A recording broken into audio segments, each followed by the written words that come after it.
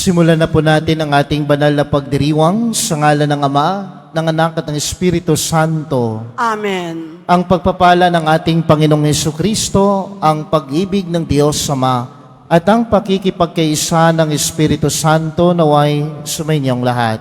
At sumayo rin. Mga kapatid, aminin natin ang ating mga kasalanan upang tayo ay maging marapat gumanap sa banal na pagdiriwang na ito.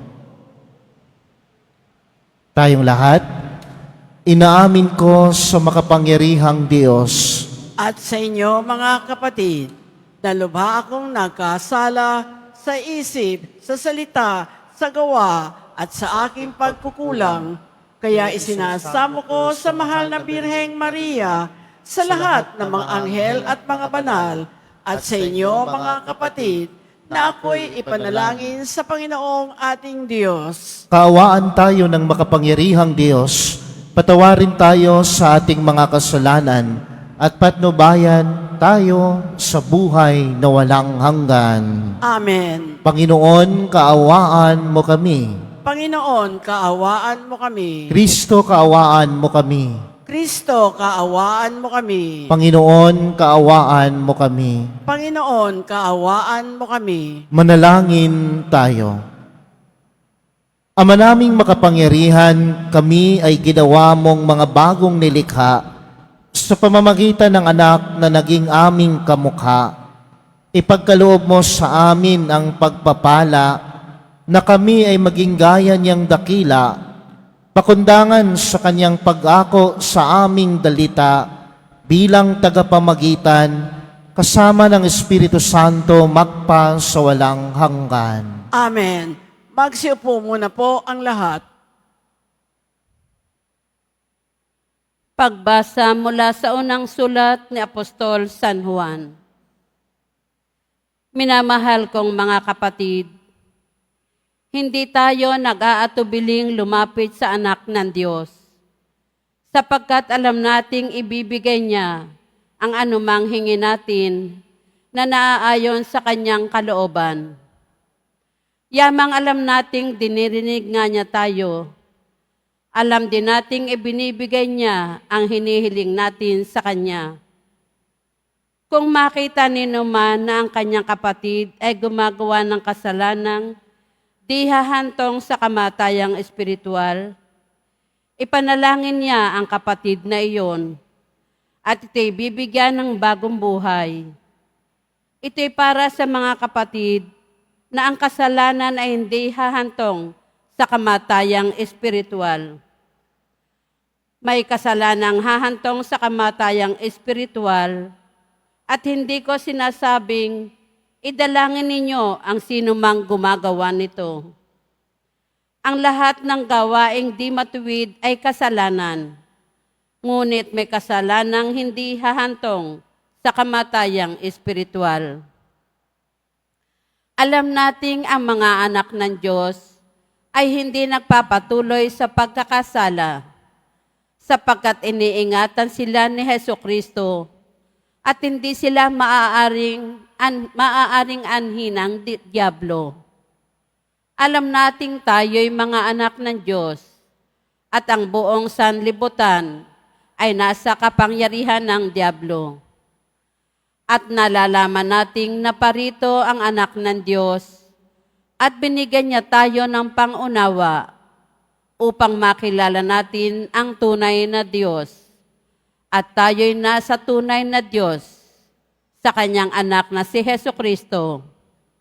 Ito ang tunay na Diyos at buhay na walang hanggan.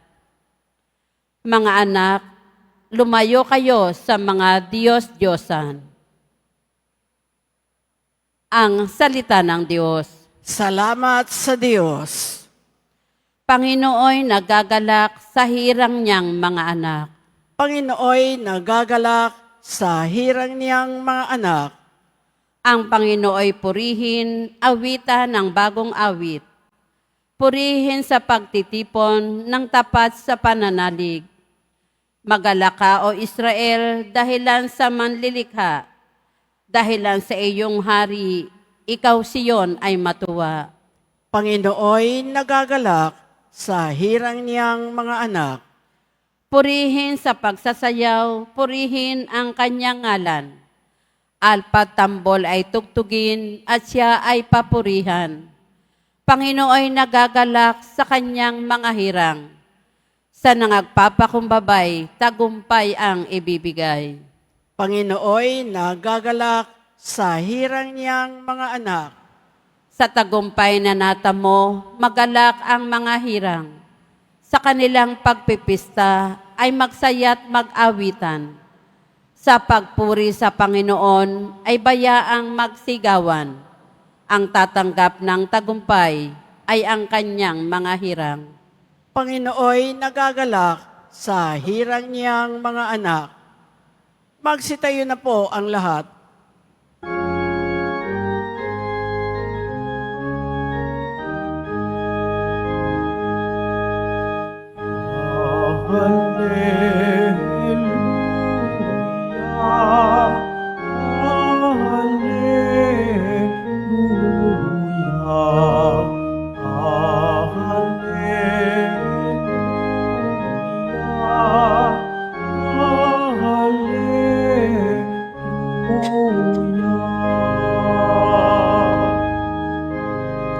Bayang nasa kadiliman,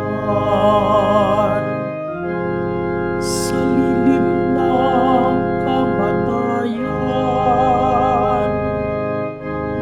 ngayon'y naliliwanagan. Hallelujah, hallelujah, hallelujah.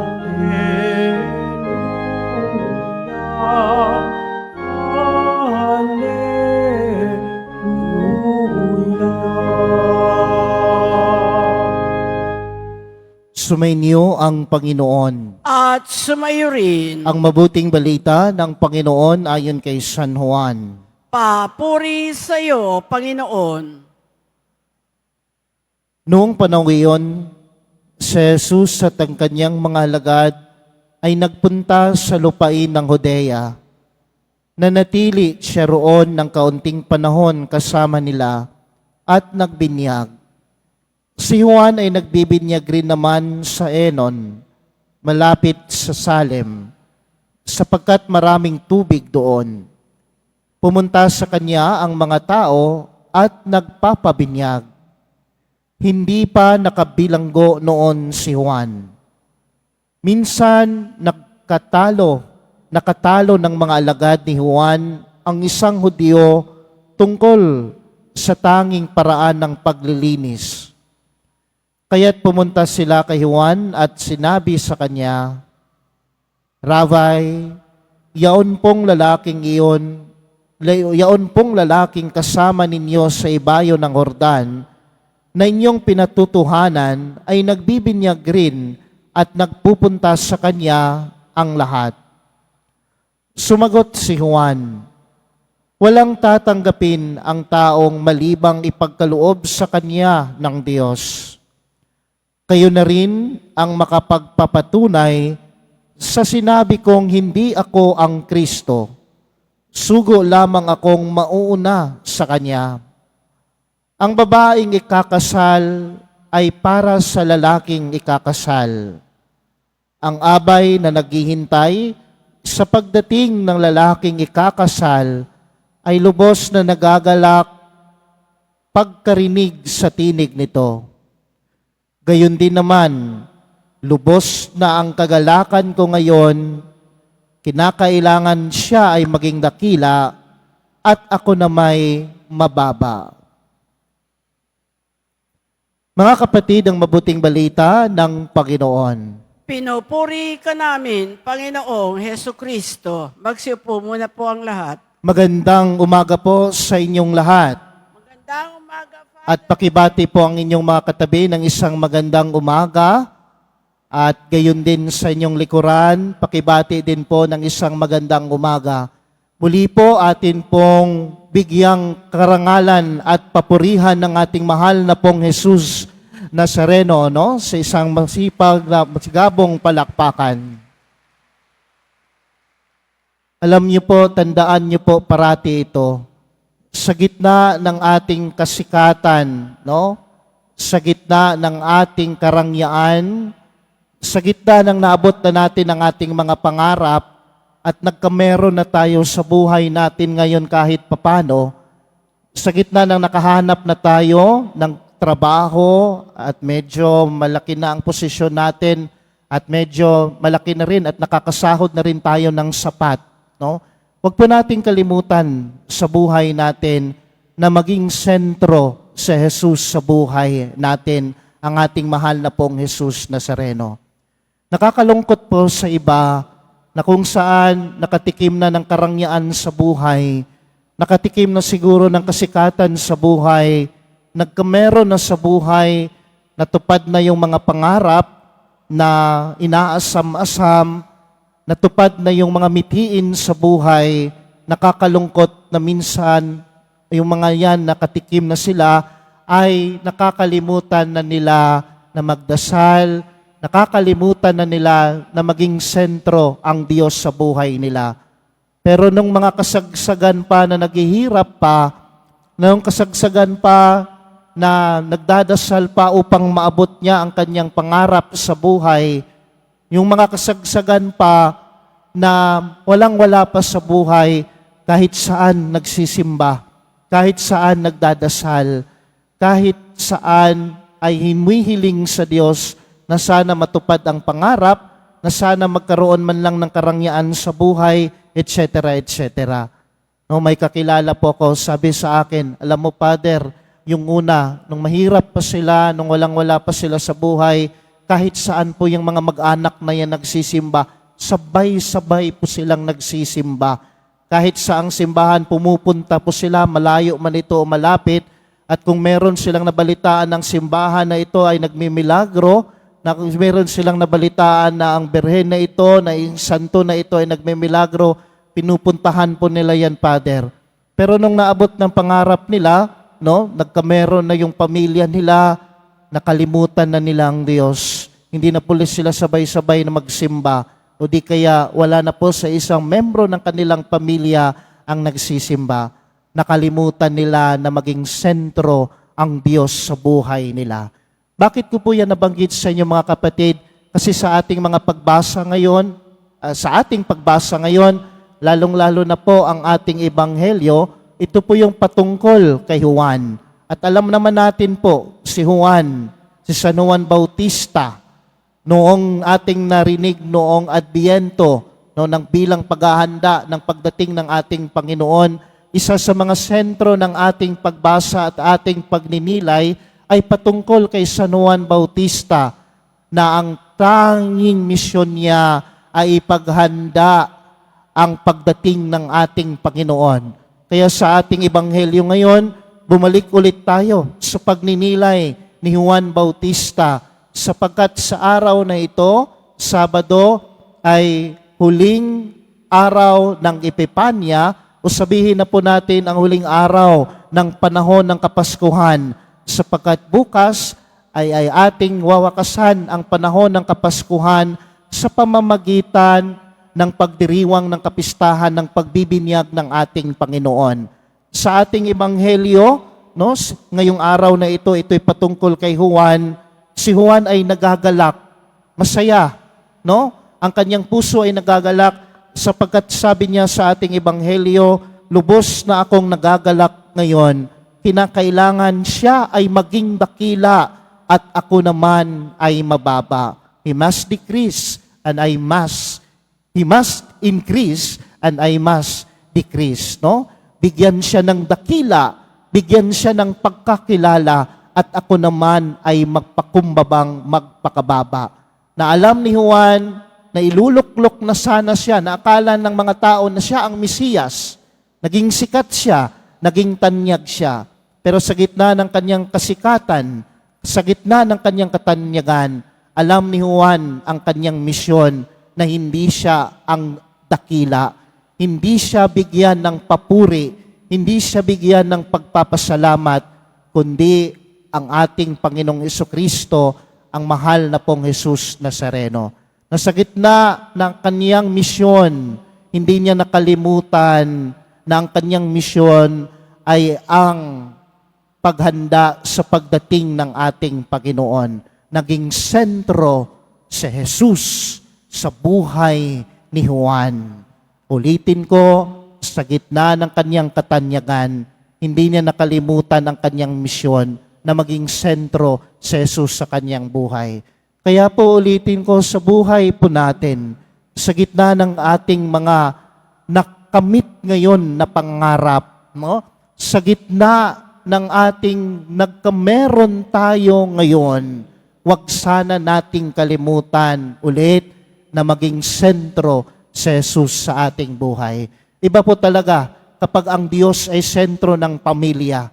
Iba po ang buhay talaga natin. Masagana, masaya, mapayapa, na kahit man may problema at may pinagdaanan sa buhay, pero atin itong maligayang nahaharap, di ba?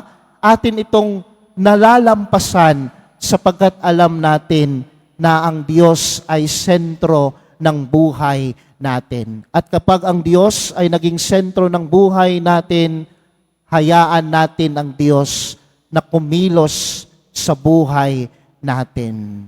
Hayaan natin ang Diyos na gumalaw sa buhay natin. At higit sa lahat, hayaan natin ang Diyos na siya ang mangibabaw sa buhay natin.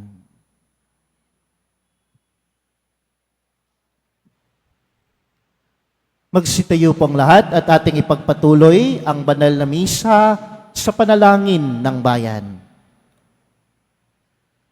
Minamahal kong mga kapatid, tulad ni San Juan, manalangin tayo na maging tapat sa ating bokasyon at misyon bilang mga Kristiyano.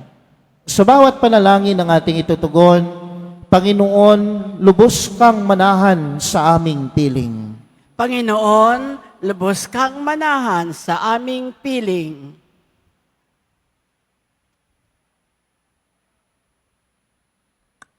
Bilang isang simbahan, nawa ang aming pagkikibahagi at pagmamalasakit ay maipaabot maaging sa mga di kasapi ng ating pamilya, pamayanan at bansa. Manalangin tayo. Panginoon, lubos kang manahan sa aming piling. Ang ating binyag naway isagawa bilang isang panawagan para makisalamuha at makiramay sa ating kapwa. Manalangin tayo. Panginoon, lubos kang manahan sa aming piling. Ang mga kabataang lalaki at babae naway makinig sa Espiritu na nasa kanilang mga puso at tumugon sa mga ibinubulong nito. Manalangin tayo. Panginoon, lubos kang manahan sa aming piling. Ang mga may sakit, mga hinahamak, mga nalulumbay at mga dukha, naway makabatid ng mabuting balita ng presensya ni Jesus sa pamamagitan ng ating bukal sa loob na pakikitungo sa kanila. Manalangin tayo. Panginoon, lubos kang manahan sa aming piling. Ang mga yumao naway magtamasa ng bunga na biyayang dulot ng kanilang binyag. Manalangin tayo. Panginoon, lubos kang manahan sa aming piling. Ama, naunawaan namin na kami ay tinawag mo upang ipalaganap ang mabuting balita ng kaharian. Tulungan mo kaming makabahagi sa mapanligtas na gawain ng iyong anak. Hinihiling namin ito sa pamamagitan ni Kristong aming Panginoon. Amen. Magsiupo muna po ang lahat.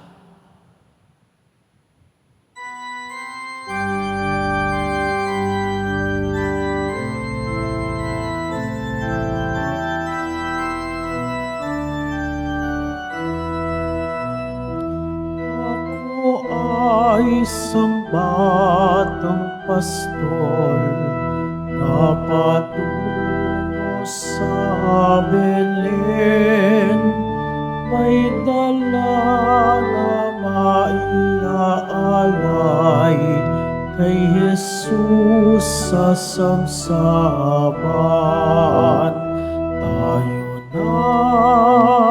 Tayo na, sa Belen, tayo na sa Belen. At doon kay sarap mag-awitan sa tabi ng sabsaban.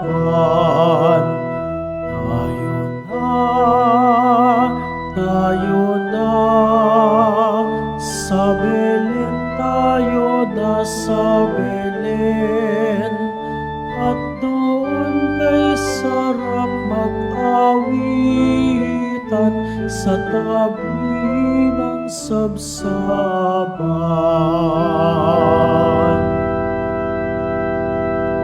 Magsitayo na po ang lahat.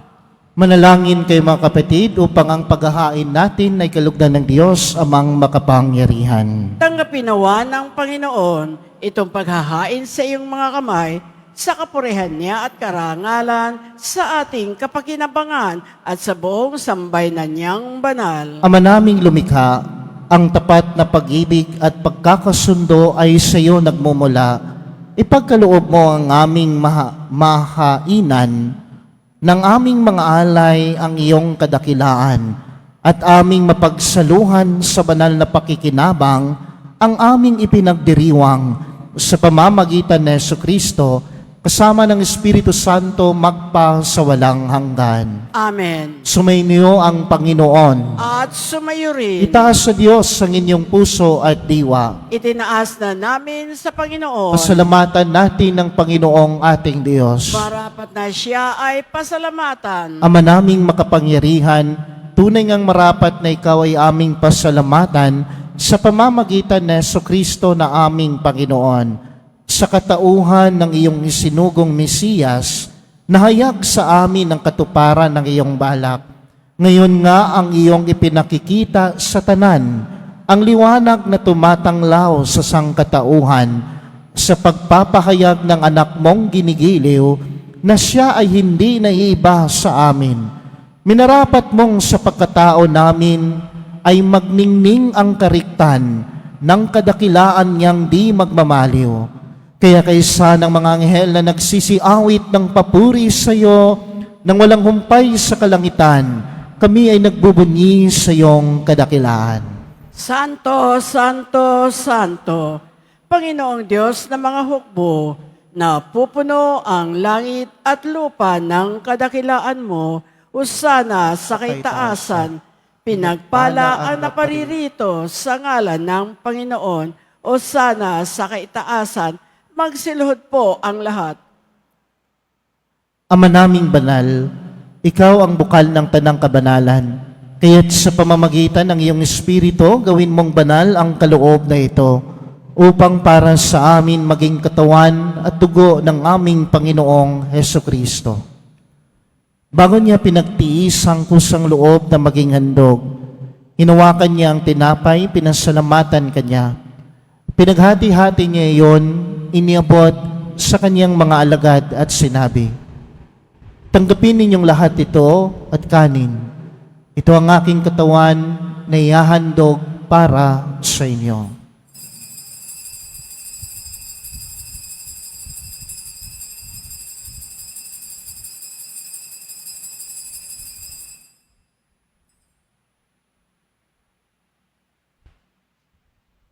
Gayon din naman matapos ang hapunan, hinawakan niya ang kalis, muli kanyang pinasalamatan. Iniabot niya ang kalis sa kanyang mga alagad at sinabi, "Tanggapin ninyong lahat ito at inumin. Ito ang kalis ng aking dugo, ng bago at walang hanggang tipan. Ang aking dugo na ibubuhos para sa inyo at para sa lahat sa ikapagpapatawad ng mga kasalanan. Gawin ninyo ito sa pag-alala sa akin."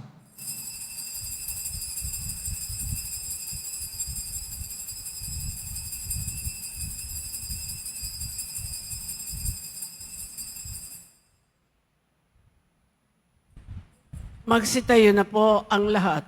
Ipagbuni natin ang misteryo ng pananampalataya. Si Kristo'y namatay, si Kristo'y nabuhay, si Kristo'y babalik sa wakas ng panahon. Ama, ginagawa namin ngayon ang pag-alala sa pagkamatay at muling pagkabuhay ng iyong anak. Kaya't inialay namin sa iyo ang tinapay na nagbibigay buhay at ang kalis na nagkakaloob ng kaligtasan.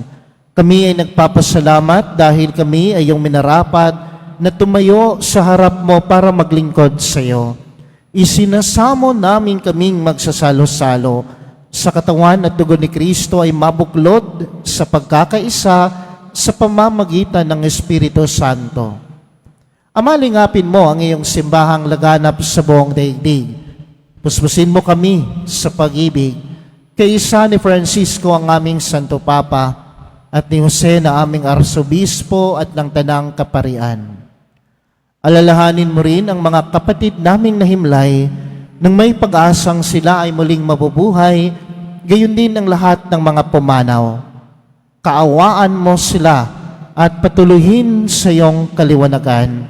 Kaawaan mo at pagindapatin kaming lahat na makasalo sa iyong buhay na walang wakas. Kaisa ng mahal na Birheng Maria na ina ng Diyos, ng kabiyak ng puso niyang si San Jose, kaisa ng mga apostol ni San Juan Bautista, at ng lahat ng mga banal na namuhay dito sa daigdig ng kalugod-lugod sa iyo. May pagdiwang nawa namin ng pagpupuri sa kararangal mo sa pamamagitan ng iyong anak na aming Panginoong Hesukristo. Sa pamamagitan ni Kristo kasama niya at sa Kanya, ang lahat ng parangal at papuri ay sa iyo, Diyos samang makapangyarihan, kasama ng Espiritu Santo, magpa sa walang hanggan. Amen.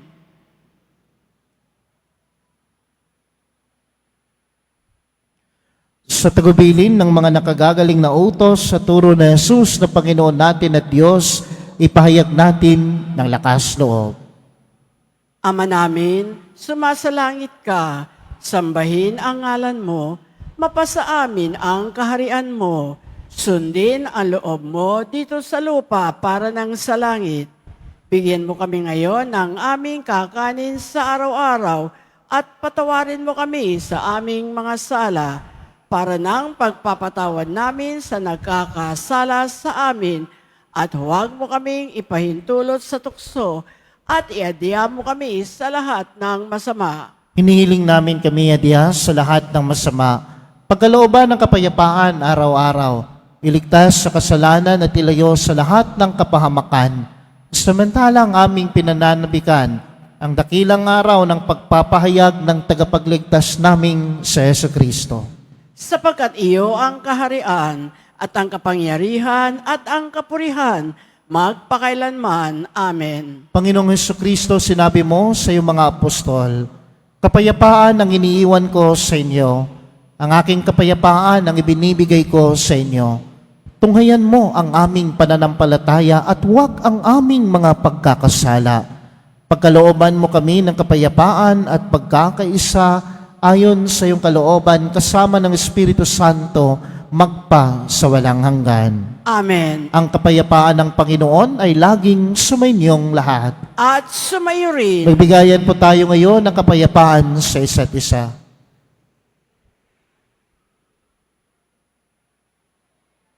Kordero ng Diyos na nag-aalis ng mga kasalanan ng sanlibutan, maawa ka sa amin. Kordero ng Diyos na nag-aalis ng mga kasalanan ng sanlibutan, maawa ka sa amin. Kordero ng Diyos na nag-aalis ng mga kasalanan ng sanlibutan, ipagkaloob mo sa amin ang kapayapaan, magsiluhod po ang lahat. Narito ang kordero ng Diyos na nag-aalis ng mga kasalanan ng sanlibutan. Mapalad ang inanyayahan sa kanyang piging.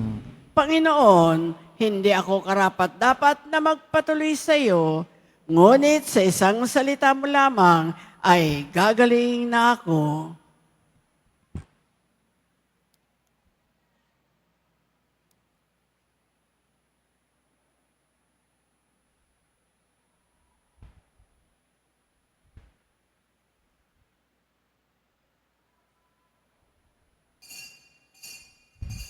Para sa lahat ng tatanggap ng banal na komunyon, sasagot po tayo ng amen pagkasabi ng pare o po ng lay minister ng katawan ni Kristo at isubo agad sa bibig bago umalis sa harapan ng pari o lay minister. Sumunod po tayo.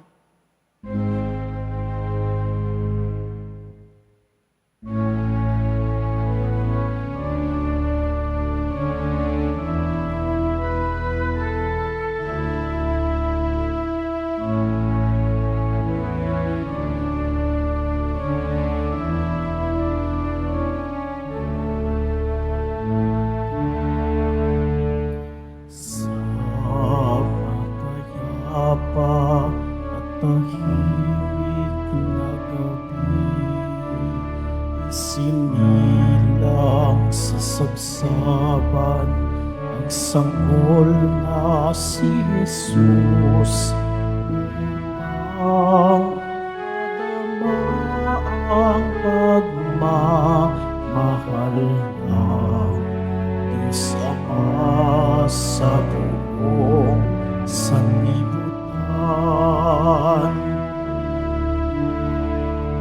Anghel sa halangit ay nag-aawitan, nagpupuri sa pagsilang ng buong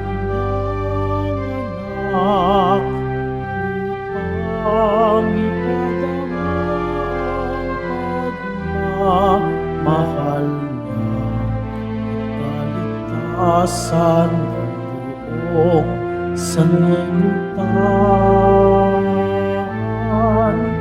May ligaya sa bawat ngiti ng tao. Dumating na ang araw ng Pasko. May pag-asa, may ligaya, may liwanag sa araw ng Pasko. Sa mapayapa, tahimik na gabi, isinilang sa sabsaban ang sanggol na si Jesus upang ipadama ang pagmamahal ng Diyos Ama sa buong sanlibutan. May ligaya sa bawat ngiti ng tao.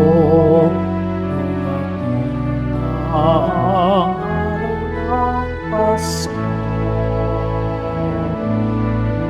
May pag-asa, may ligaya, may liwanag sa araw ng Pasko. Masdan ang liwanag ng tala sa dilim, ang sagisag ng kaniyang paghahari.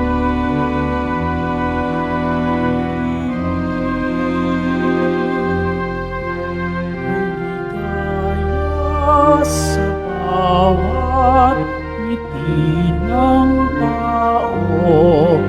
Dumating na ang araw ng Pasko. May pag-asa, may ligaya, may liwanag ang araw ng Pasko. May liwanag ang araw ng Pasko.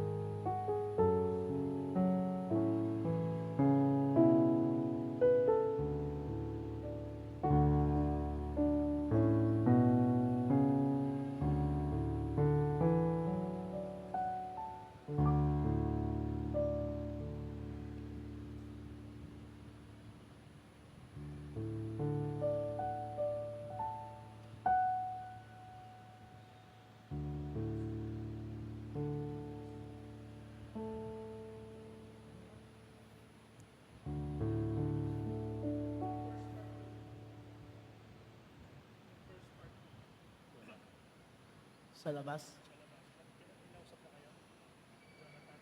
Hindi ko alam. Hindi ko ako sumasan.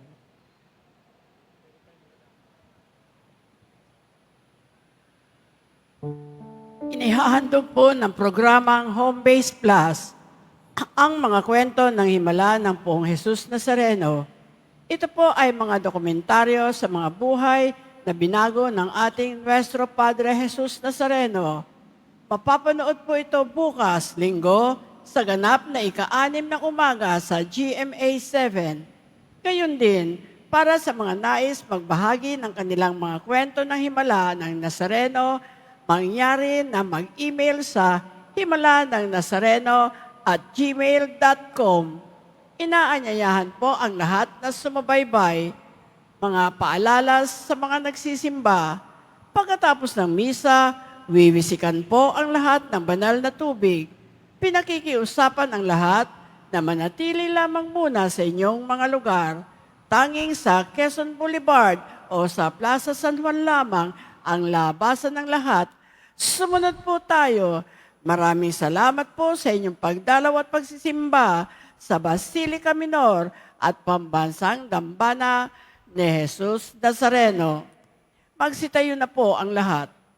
Manalangin tayo. Ama naming mapagmahal, kaming pinagpasalo mo sa iyong banal na piging ay papakinabangin mo sa iyong dakilang pag-ibig ngayon at kailanman upang pagkalipas ng mga kaloob mong pangsamantala, makamtan namin ang aming inaasahang pagpapalagian sa pamamagitan ni Kristo kasama ng Espiritu Santo magpa sa walang hanggan. Amen. Pagbabasbas. Sumainyo ang Panginoon. At sumayo rin. Mahal na pong Jesus Nazareno, inihayag mo sa pamamagitan ng krus ang walang maliw na pag-ibig ng Diyos sa sangkatauhan. Pakinggan mo ang kahilingan, lalo na para sa mga nangangailangan ng iyong tulong at awa. Makamtanawa namin ang iyong kasagutan na may utang na loob na tinatanaw. Basbasan din po ninyo itong mga imahen at dasalan upang lalo kaming manalangin at magtiwala. Sa pamamagitan ng bendisyon na ito, naway lalo kaming maging mapaglingkod, masunurin at tapat sa iyo na aming maluwalhating Panginoon magpa sa walang hanggan. Amen. Pagpalain kayo ng makapangyarihang Diyos, ang Ama, ang Anak at ng Espiritu Santo. Amen. Humayo kayong taglay ang kapayapaan ng Pong Jesus Nazareno. Salamat sa Diyos.